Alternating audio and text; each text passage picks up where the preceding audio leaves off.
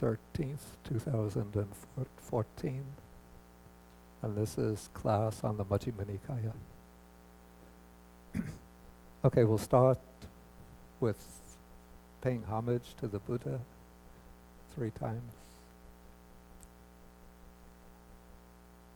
Namo tassa bhagavato arahato sama sambuddhassa.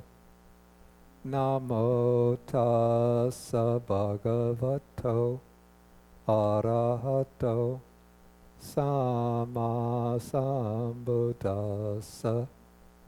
Namo tassa bhagavato arahato sama sambuddhassa.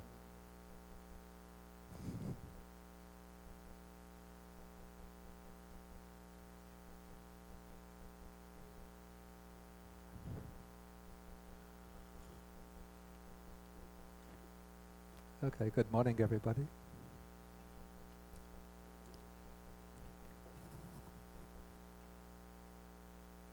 Is anybody familiar with this book? A lot of people.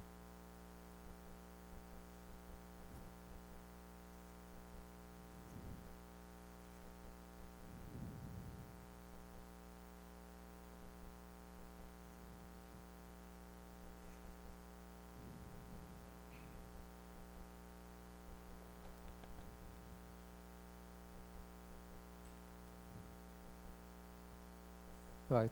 I was looking at this the other day in connection with the sutta we'll be studying today. I came across an interesting passage that I think attracted many of us in the early stages to Buddhism.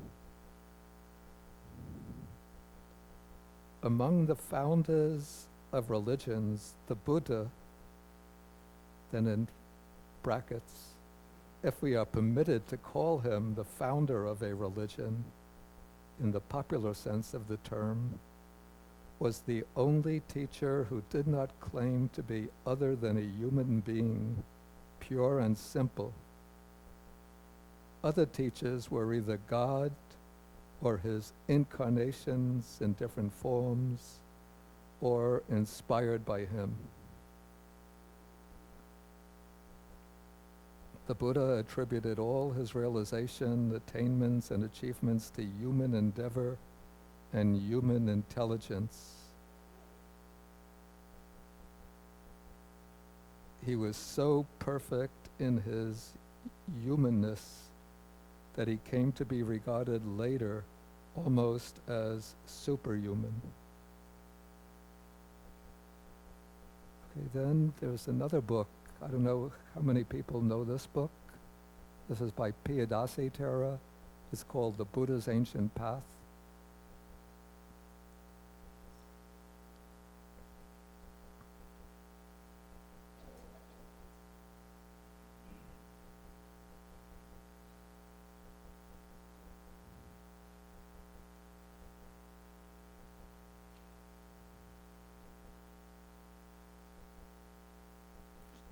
Sounds a little bit like an echo of Walpola Rahula's book. One of the noteworthy characteristics that distinguished the Buddha from all other religious teachers is that he was a human being with no connection whatsoever with a god or any other supernatural being. He was neither God nor an incarnation of God, nor any mythological figure. He was a man, but a superman, an extraordinary man.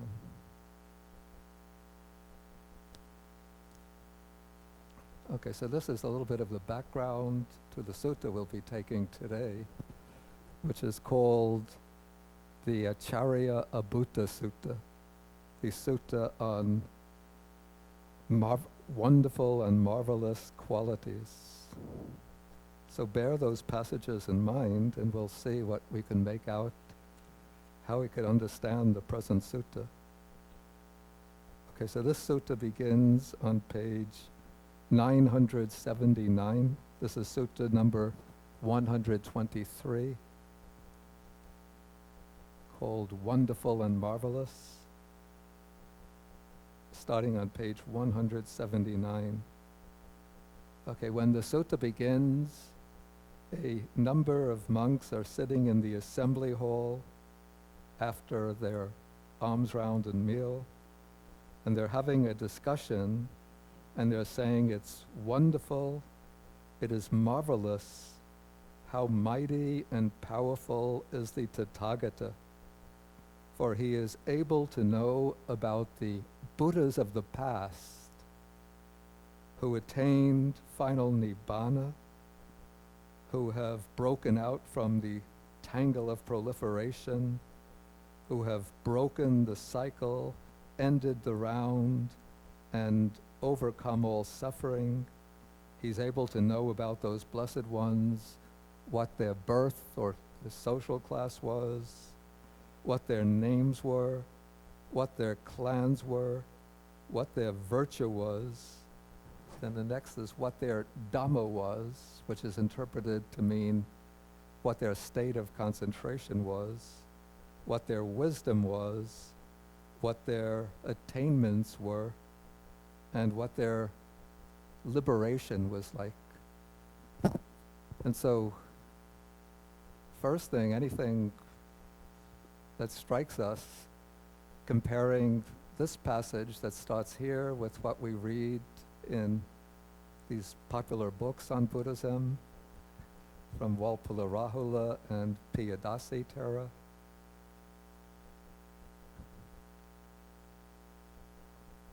Anything interesting stand out at once?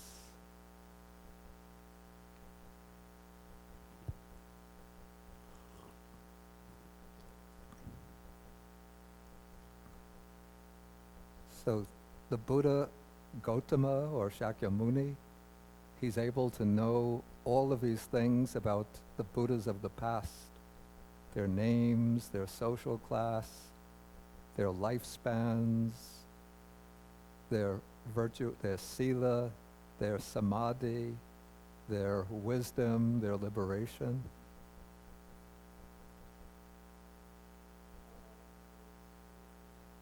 Excuse me? All of them were human beings, yeah.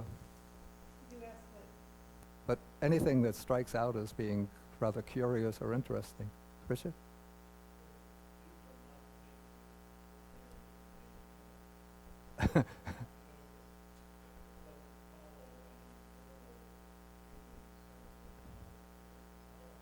Yeah. Yeah. Yeah.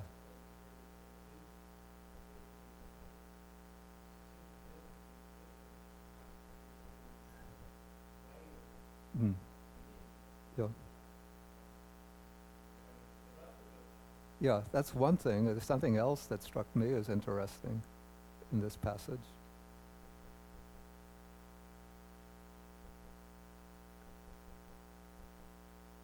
Okay, the Buddha is able to know about the Buddhas of all of these things, this information about the Buddhas of the past.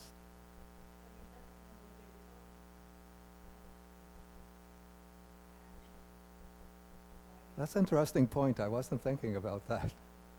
But the commentary has a way of getting around that.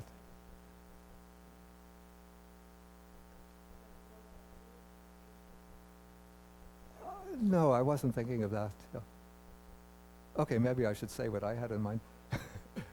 The fact that there are multiple Buddhas, you know, if you hear the Buddha is a human being, one thinks he's quite a distinct and unique human being, but now it turns out that being a Buddha is a kind of repetitive archetype, something which is repeated over again and again over cosmic time. So that was the first thing that struck me. As to the problem Dina mentioned, how come the Buddha has to ask what the monks were talking about? What the commentary says, and I think it's fairly believable about this, on this point, that the Buddha actually does know what they're talking about, but in order to open the conversation, he has to ask what they're talking about.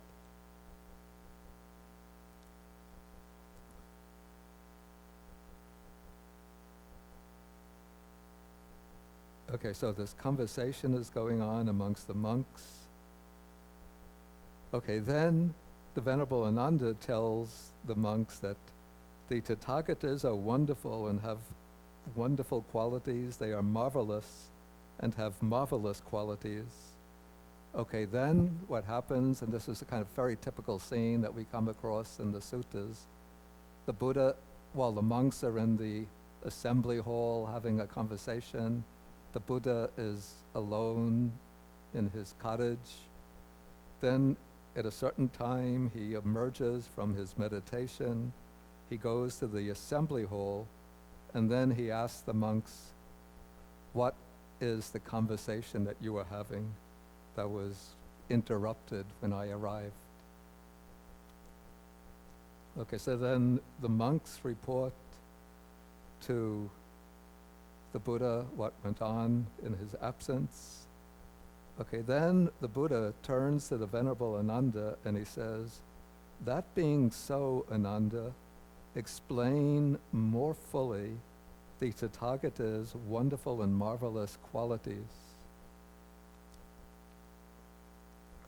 Okay, now Ananda starts speaking and he says, I heard and learned this, Venerable Sir, he uses the word Bhante, from the Blessed One's own lips, mindful and fully aware. The word translated fully aware here is sampajano, which I translate clear, with clear comprehension. So with mindfulness and clear comprehension, the Bodhisattva appeared, that was reborn into the Tusita heaven. Since mindful and clearly comprehending, the Bodhisattva appeared or was reborn in the Tusita heaven, this I remember as a wonderful and marvelous quality of the Blessed One. Okay, so this passage is referring to the Buddha's last birth before he descended down to earth to take rebirth and become the Buddha. So it's said that in his last human existence, he was a prince by the name of Vesantara, who practiced what would seem to be extraordinary acts of giving or self-sacrifice. In fact, some of his acts of self-sacrifice would strike us today as being a bit strange or incomprehensible. Like a cruel Brahmin came to him and asked him for his 2 children, I think it was a son and a daughter, so that he could have them to work as slaves. And Vesantara was a prince, and yet he gave his 2 children to the cruel Brahmin in order that he could perfect the virtue of generosity. And so today, where we have like laws about child labor, and laws against slavery, and certainly, the parent has a responsibility to look after the children and bring up the children in a healthy, nurturant, supportive environment, just to give them away to a cruel master who's going to abuse them and work them to the bone. Knowingly to do that would seem highly irresponsible. But the way it's depicted in the Buddha's text, that as a father he has so much attachment to the children, and so he wants to break the attachment, and so he gives his beloved children away. And eventually, I think he also gives his wife away. It turns out that the person who is the cruel Brahmin, everything has a happy ending, is not really a cruel Brahmin, but it's Sakka, the king of the gods in the Tavatimsa heavenly realm, who's appeared on the human level in order to test the bodhisattva's generosity by asking him to make these supreme acts of relinquishment. So eventually the children come back, the wife comes back, and everybody lives happily ever after.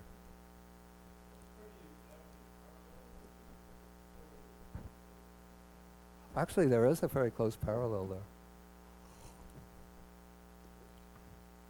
For those who have not been brought up in a in a Jewish environment,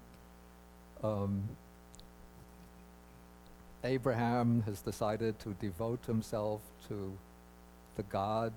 This is the God Yahweh, who has sort of selected him from all of the people in his community as a special favorite.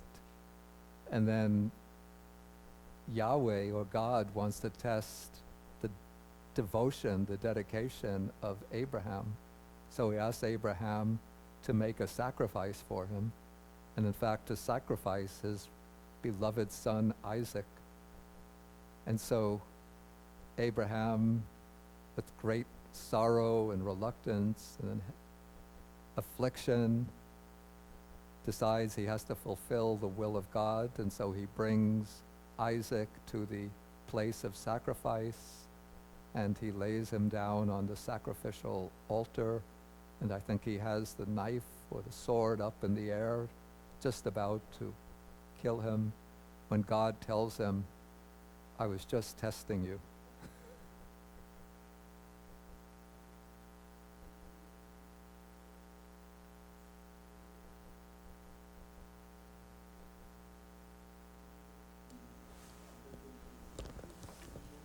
That he wanted to what?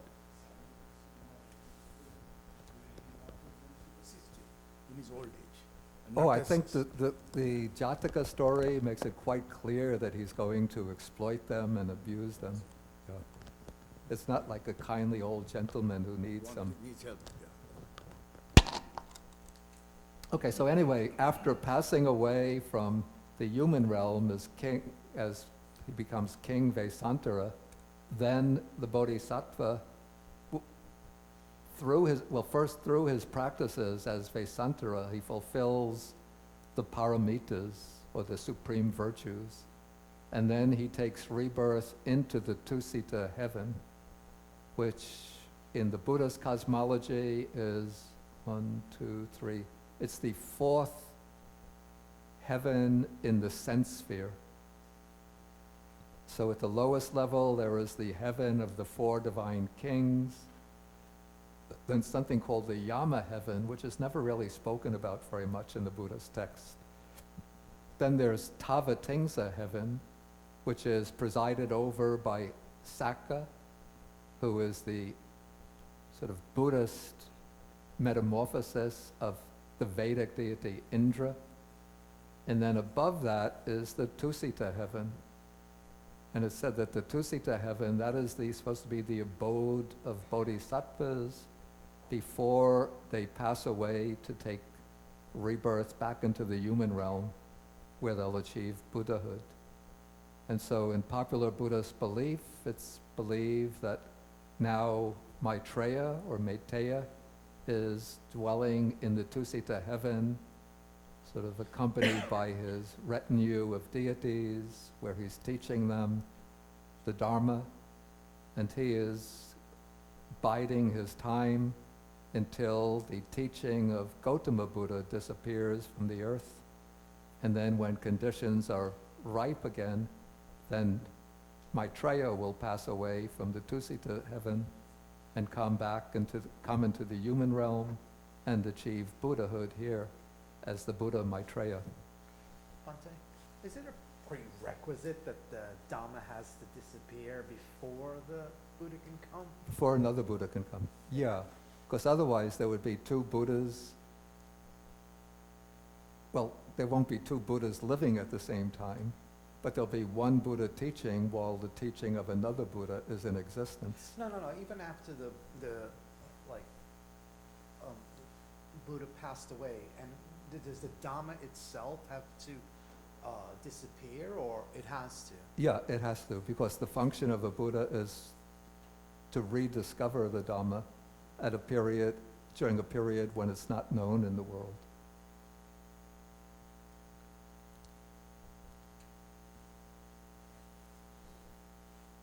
Okay, so Ananda says that this is a marvelous quality. I remember this as a wonderful and marvelous quality. Okay, now he comes to the next wonderful and marvelous quality. He says, mindful and fully aware, the Bodhisattva remained in the Tusita heaven. That is, through his duration in the Tusita heaven, he always maintained mindfulness and clear comprehension.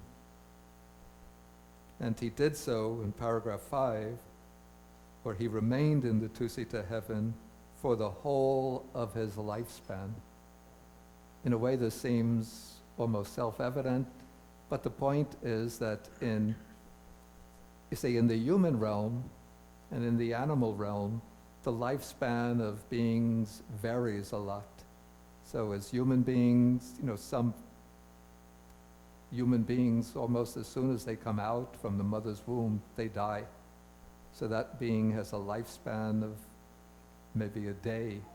Sometimes they live for 3 years, 5 years. Others might live healthy life for 20, 25 years, then they get sick and die. Others live to be 60, 70, 80, even, I think that there's a man alive today who's 120 years of age. But in the Deva worlds, the lifespan is fixed for each Deva world. And so there's a fixed lifespan in the Tusita heaven, and all of the deities who are reborn there live exactly for that full lifespan.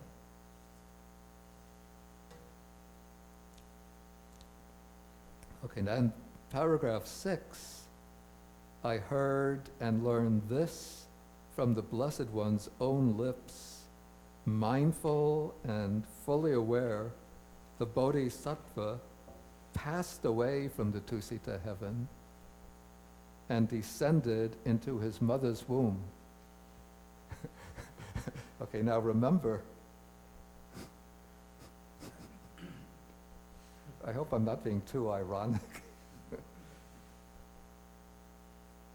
The Buddha was the only teacher who did not claim to be other than a human being, pure and simple. Other teachers were either a god or his incarnation in different forms.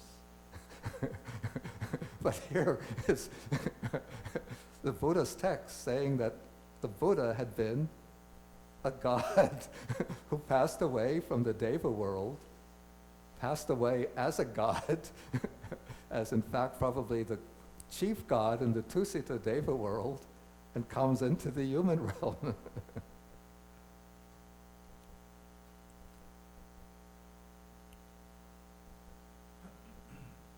And then what's noteworthy about this passage, unlike almost all other newborn or newly conceived infants, it says that mindful and clearly comprehending, he passed away from the from the Tusita heaven and entered his mother's womb.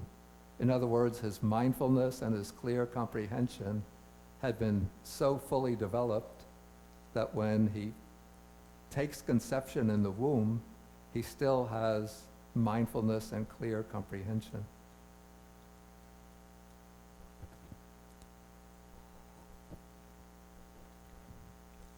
I know that some contemporary physiologists or biologists say that at the moment of conception and in the early stages of embryonic development, the brain, there isn't a brain, there's just, a few cells which are dividing, and so there's not yet a base for any kind of higher mental functions. And yet the text here says that with mindfulness and clear comprehension, at the moment of conception, that the Bodhisattva, at the moment of conception, has mindfulness and clear comprehension. So how to reconcile this with modern physiology? I don't know, I'm not a physiologist. Somebody here had the hand up? Yeah, regarding the concept of God, Yeah. most religions, I believe they talk in terms of the creator God. Right, I think it's better if you use that, Yeah, because I can't. they talk in terms of the creator God. Yeah. In Buddhism, this is not a creator Yeah, God. that is true. It's not a creator God.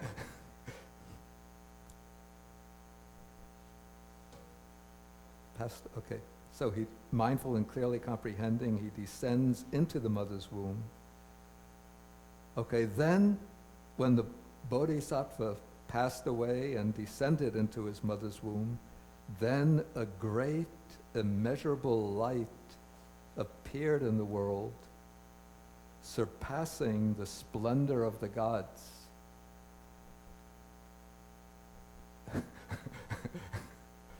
Okay. When other human beings take rebirth, that doesn't occur.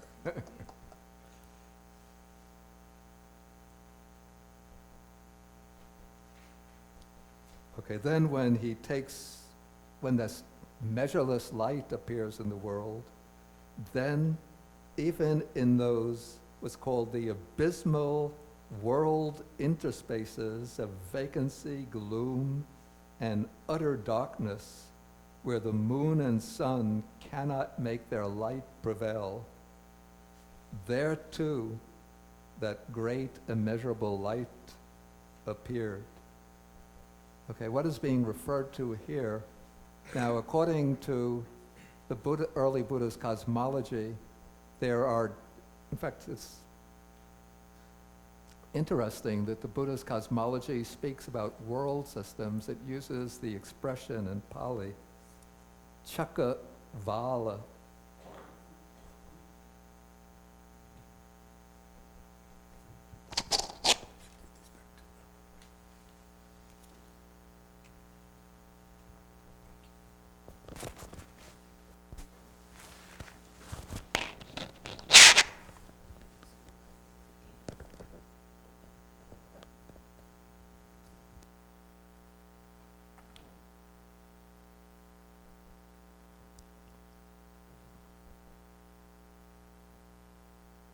Which is usually rendered as, chaka means a wheel. And so this is usually rendered as a world sphere, or literally it's like a wheel of worlds. And if you have seen photographs of galaxies, even the Milky Way galaxy and many other galaxies, they look very much like wheels. You know, they have arms that come around. Well, I'm not a good artist. You can go on Google Images and just put in, galaxies?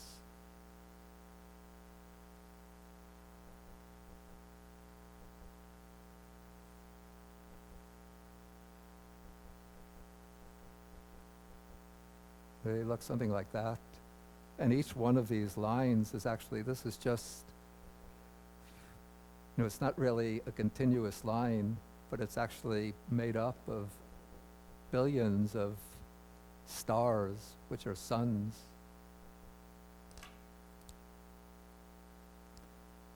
Okay, so that there are many of these world spheres spread out in boundless space, and then in between a number of world spheres, there's areas, vast areas, which are supposed to be very, very dark because they're not occupied by a world sphere. And so it's said to be like a place where three wheels meet. If you can imagine three wheels sort of lined up, then there'll be space between them. And that is called these dark, abysmal, what's the expression used here? Interspaces. And it's said that these are occupied by beings. It's a sort of unfortunate realm of rebirth. Maybe they're a kind of preta. And they think that they're living all alone there. So each one feels pretty much like isolated within his own little cell or solitary confinement. But when that splendor arrives there, then it says that the beings there perceive each other by that light, and they think, so indeed there are other beings reborn here. And then the 10,000-fold world system shakes and quakes and trembles, and there too a great immeasurable light surpassing the splendor of the gods appears.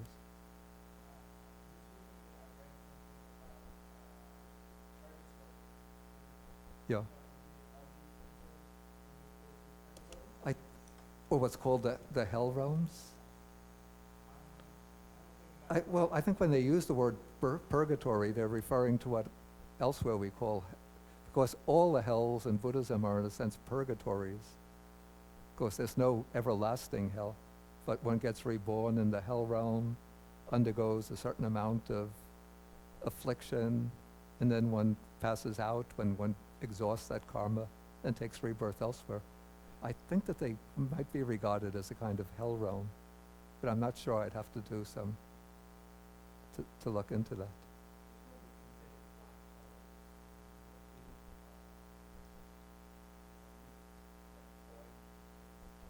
I don't think so. I think these are more like in modern cosmology, the dark spaces between galaxies.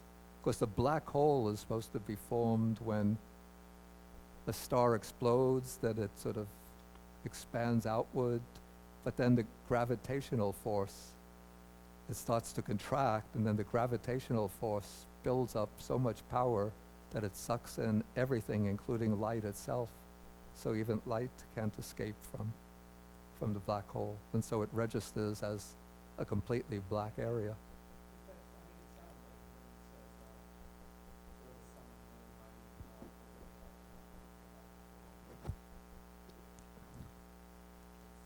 Yeah, I mean, this is still using like an ancient Indian cosmology rather than a modern cosmology, because now we know that what's called the sun and moon is just the center of this one little solar system, and the moon is just a satellite that's turning around our planet Earth.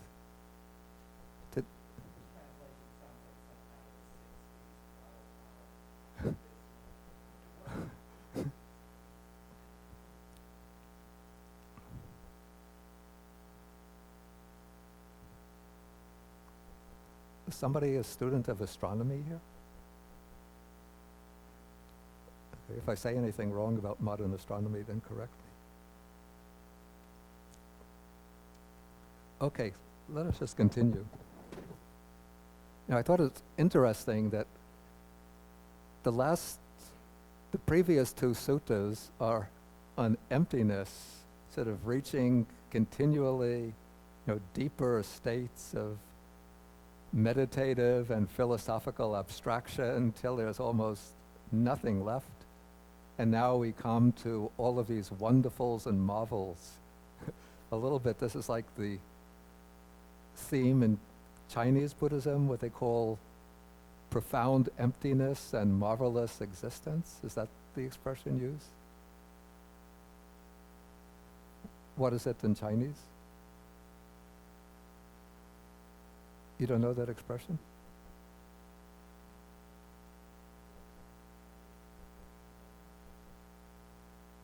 There's an expression, empty.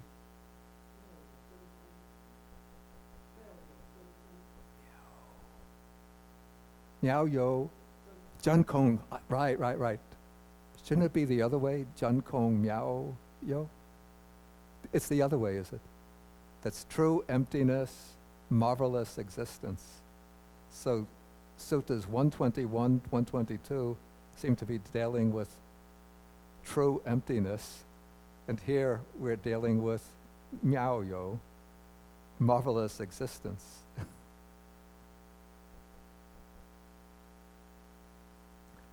Okay, we continue. And notice here, this is also interesting in the sutta. And in fact, it suggests that the sutta is of later origin, and yet there's something that we come to at the very end which negates that thesis that it's of later origin. What makes me think it's of later origin is that the sutta is always being stated with a nanda speaking, saying, I heard and learned this from the Blessed One's own lips. And yet from many of these passages, I don't recall seeing them elsewhere in the Sutta Pitaka. And so, if somebody wants to compose a sutta and insert it in, and he doesn't want to directly ascribe the words to the Buddha, so he can have Ananda saying, I heard this from the Buddha's own lips. And yet these ideas have become so integral to the Buddha's tradition that virtually all the schools of Buddhism have adopted them.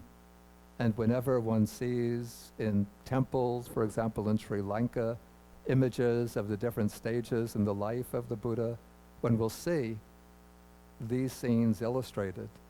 Like many of the temples will have the picture of the Buddha, well, as the Bodhisattva in the Tusita heaven, sort of sitting, they're all sitting on clouds with the blue sky in the background, and the Bodhisattva is like the head or at the center of the assembly, and all of the other devas are sitting around the Bodhisattva with their hands in Anjali like this. Then there'll be the picture of the Bodhisattvas or the Buddha's mother lying on her bed.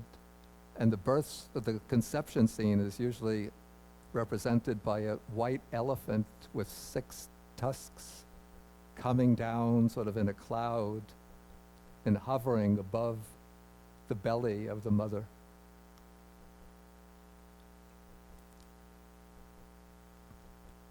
And each of the other key events that's being described here will have its own picture to illustrate it.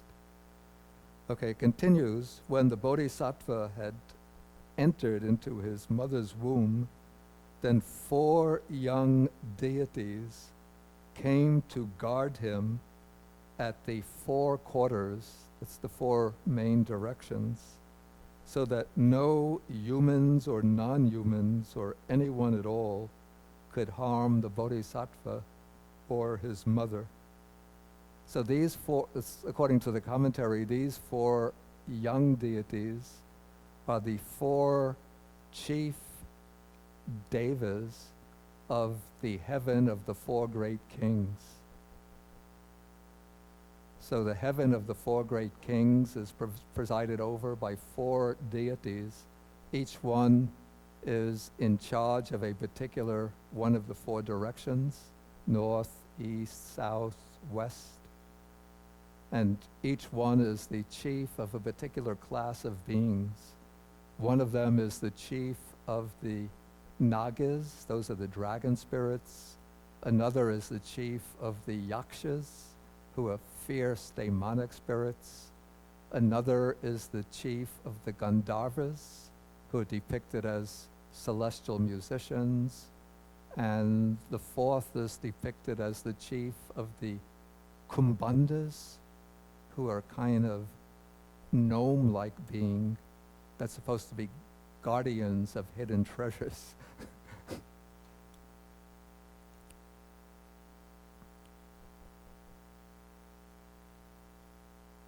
Okay, then when the Bodhisattva has entered his mother's womb, then she becomes intrinsically or naturally virtuous in that she spontaneously observes the 5 precepts.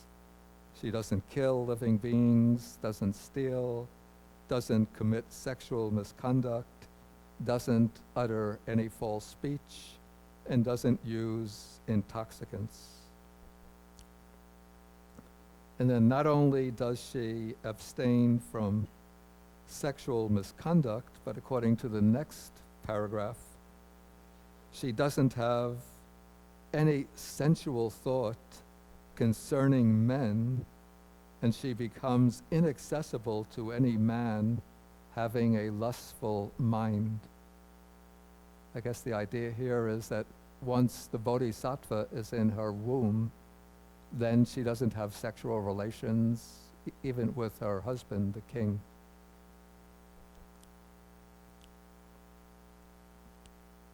But, according to the next paragraph, when the bodhisattva has descended into her womb, then she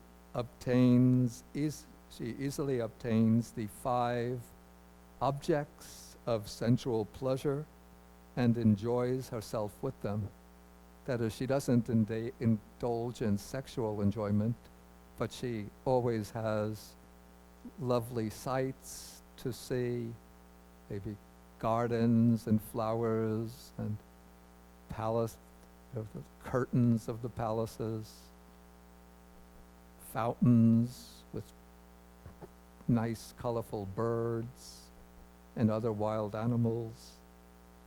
And she gets to hear maybe lovely music from the court musicians and gets nice fragrances and perfumes and incense and delicious food and soft, delicate bed sheets and shawls and clothes.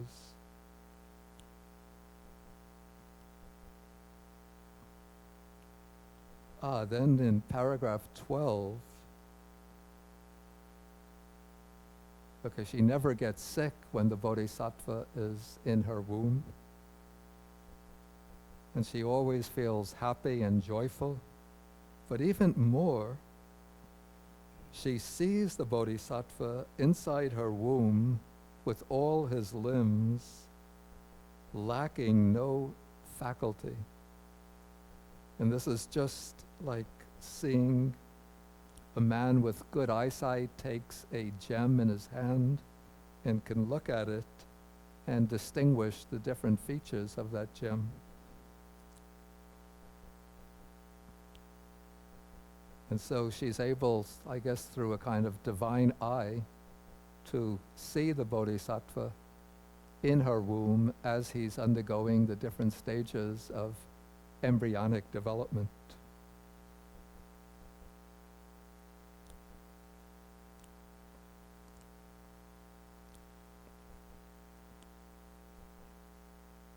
Okay, then the next paragraph here seems a little bit out of place, almost as though it got wrongly positioned here, and it seems to belong properly sometime later in the sutta.